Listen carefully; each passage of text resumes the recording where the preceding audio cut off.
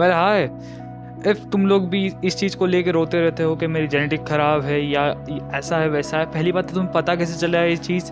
दूसरी बात, अगर तुम्हें ये चीज़ कंफर्म करना है कि तुम्हारी जेनेटिक ख़राब है, तो ये चीज़ें ज़रूर से एक बार नोटिस कर लेना। अगर तुम्हारे सच में ये चीज़ें तुम्हारी लाइफ में हो रही है जो मैं बताने वाला हूँ, तो हाँ, देन तुम्हारी जेनेटिक सच में ख़राब है एंड तुम्हें अपने ऊपर वर्क करने की और ज़्यादा ज़रूरत पड़ेगी।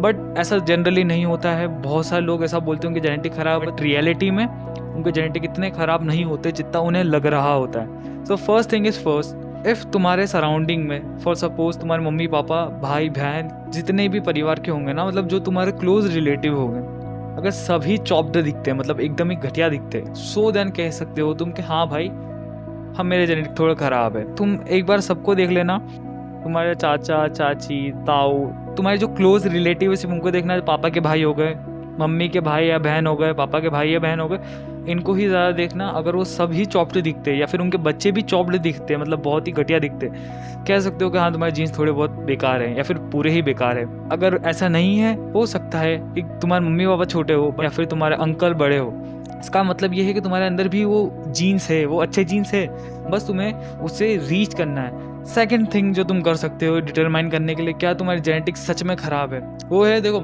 सिंपल सी बात है। एक तरफ एक इंसान बहुत मेहनत कर रहा है, जिम जा रहा है, प्रॉपर डाइट ले रहा है, दो जने हैं, एक है एवरेज और एक है बैड जेनेटिक वाला।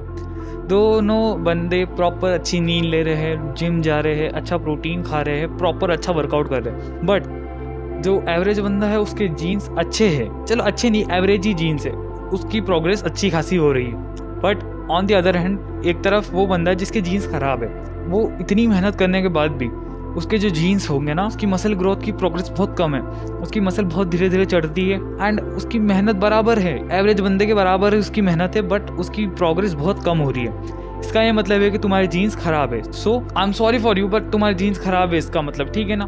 थर्ड थिंग जिससे तुम डिटरमाइन कर सकते हो कि तुम्हारी जीन्स ख़राब है या नहीं, देखो वो हो सकता है कि तुम्हारी जैसे कि जो ग्रोथ है, फॉर एग्जांपल तुम्हारी हाइट ग्रोथ हो गई, तुम्हारी मसल बिल्डिंग वगैरह सब हो गए बिना किसी एक्सरसाइज के। और सपोज तुम्हारी एज है 13 एंड तुम 13 से तुम्हारी ग्रोथ हो रही है एंड तुम टीनेज में हो, तुम्हारे सराउंडिंग में जैसे कि स्कूल के बच्चे भी बाकी उन सबकी भी ग्रोथ हो रही है, बट तुम्हारी ग्रोथ बहुत ज़्यादा स्लो है, तुम्हारी मतलब हाइट नहीं बढ़ रही, तुम्हारे मसल नहीं आ रहे तुम्हारी बॉडी पे एंड तुम्हारा कुल मिला के उतना डेवलपमेंट नहीं हो पा रहा जितना तुम्हारे सराउंडिंग के बच्चों का हो रहा है। सो इसका भी ये मतलब होता है कि कहीं ना कहीं तुम्हारी जेनेटिक्स बेकार है, ठीक है ना। देखो जेनेटिक्स को देखो ऐसे डायरेक्टली देखना है, ऐसे पता नहीं चल पाता जेनेटिक्स का कि तुम्हारे जेनेटिक अच्छे या बुरे, ठीक है ना। ऐसी कुछ चीज़ होती है जिससे तुम डिटरमाइन कर सको कि हाँ भाई मेरे जेनेटिक्स ख़राब है डायरेक्टली। अगर तुम्हारी ग्रोथ उतनी नहीं हो पा रही जितनी तुम्हारे सराउंडिंग के बच्चों की हो रही है, तुम्हारे स्कूल में क्लास में जितने बच्चे उनके कंपैरेटिवली तुम्हारी डेवलपमेंट बहुत कम है, तुम्हारी हाइट कम है, तुम्हारे मसल कम चढ़ते हैं, देन हाँ तुम्हारी चांसेस है कि तुम्हारी जेनेटिक्स ख़राब है। एंड तुम्हें डिसअपॉइंट भी नहीं करूँगा, ऐसे डायरेक्टली भी नहीं बोल सकता कोई इंसान कि तुम्हारी जेनेटिक्स ख़राब है या नहीं।